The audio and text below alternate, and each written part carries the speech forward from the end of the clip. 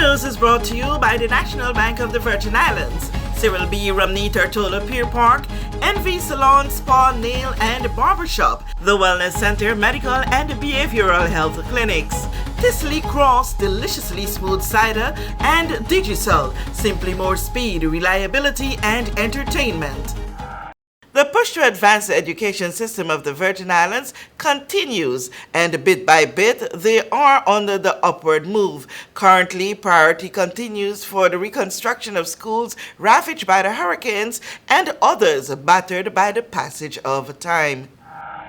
The Just Van Dyke Primary School multi-purpose educational facility is currently 4 months into construction. The milestones that have been accomplished thus far are as follows. The construction site has been fully cleared and prepared for the new building's footprint to be located. The lower level foundations has been constructed. The basement level floor slab has been poured in place, as well as a portion of the ground floor slab. Strip footings for the remainder of the ground floor slab have now been completed, and a portion of the main retaining wall has been constructed. Works continue on this project. In relation to the Eslin Henley Richey Learning Center, the designs have been completed, and we will build this school this year for the differently able students of the Virgin Islands.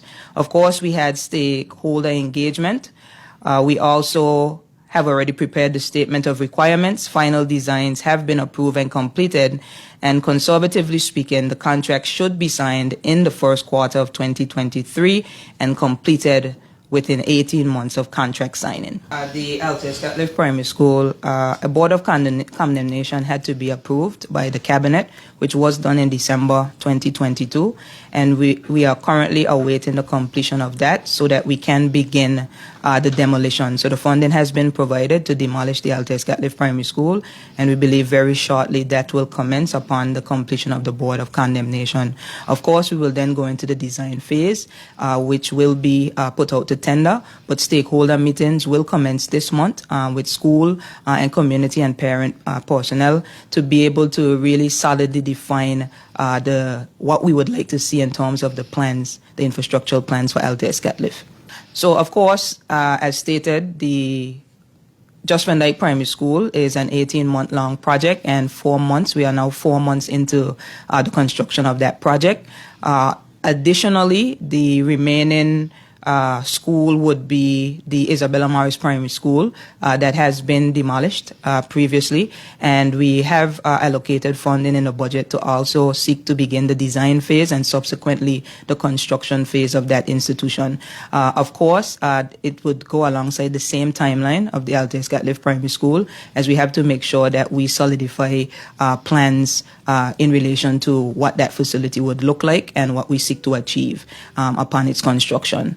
Overall, in terms of additional schools in the territory, we have sought to create a maintenance plan. There has been concern surrounding the maintenance of educational facilities for quite some time, and upon taking office, I commissioned the maintenance and projects unit to put forward a report on the condition of all schools in the territory.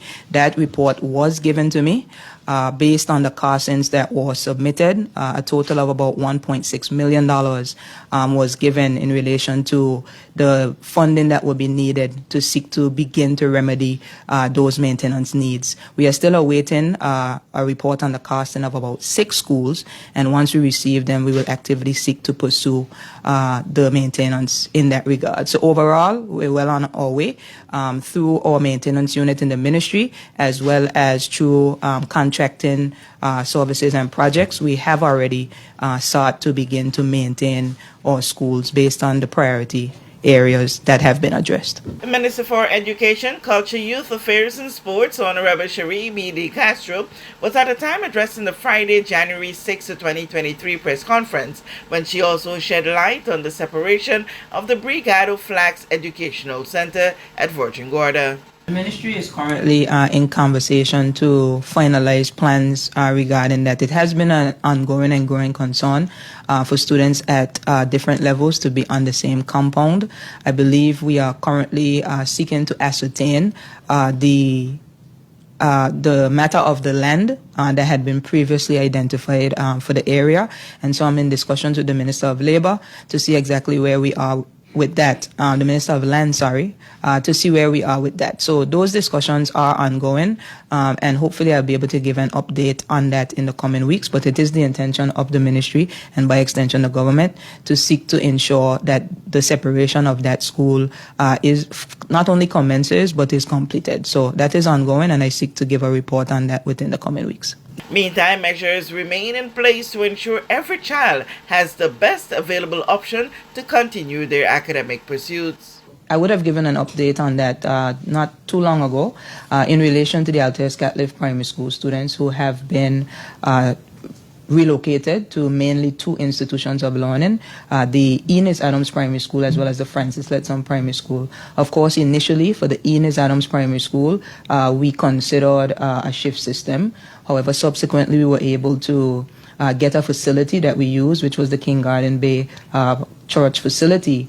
We moved out of that facility within 1 month and were able to move some of the children into the Eunice Adams Primary School early because of the contractor's dedication to completing the project in a timely manner. Subsequently, last school year, just about weeks before the intended deadline, we were able to fully complete the entire top floor of the Eunice Adams Primary School and subsequently move the entire complement of students from the Altes Catliff Primary School into that institution for full day learning. So since last year, that would have taken place. In relation to the Francis Letson Primary School, of course, those students were able to attend full day learning from inception. We also commissioned works on that facility as it was in dire need of maintenance and repairs. Those works are ongoing.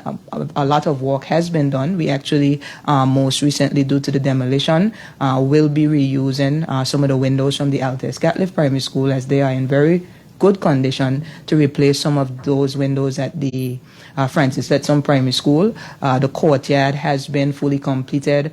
Painting, classrooms have been completely air conditioned, and so works are ongoing in relation to mostly the windows and the doors installation that should be completed hopefully before the fourth quarter of this year. I want to take this opportunity to thank Unite BVI as they supported the Ministry of Education and the government in fully funding the completion of the retrofitting of both the Eunice Adams Primary School as well as the Francis Letson Primary School.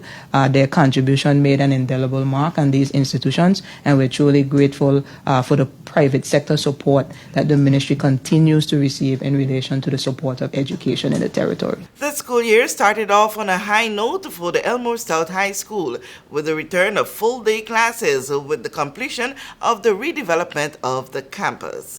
We know that where you choose to bank matters, and it is your vote on what your funds do in strengthening our community. As your official Bank of Paradise, we invest and support the lifeblood of our economy by helping in the realization of personal goals for homeownership, education, and entrepreneurial visions, which support small businesses.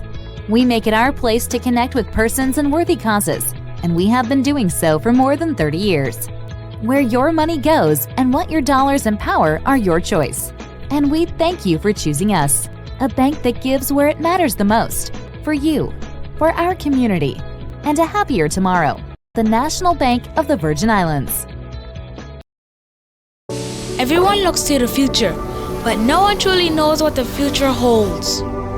The number of people under the age of 20 with type 2 diabetes could increase by 49% by 2050.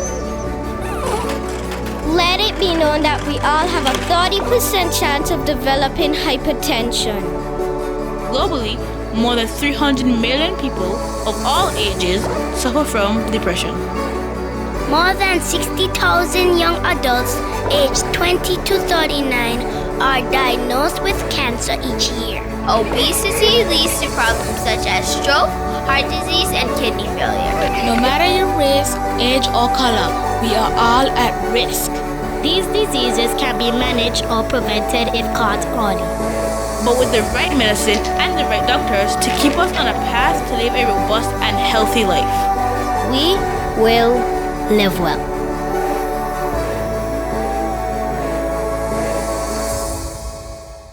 Plug into Digicel Plus and get even more entertainment with Disney Plus included. The best of Disney, Pixar, Marvel, Star Wars, and National Geographic all in one place.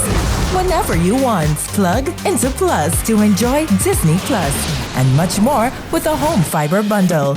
Sign up today. Digicel Plus.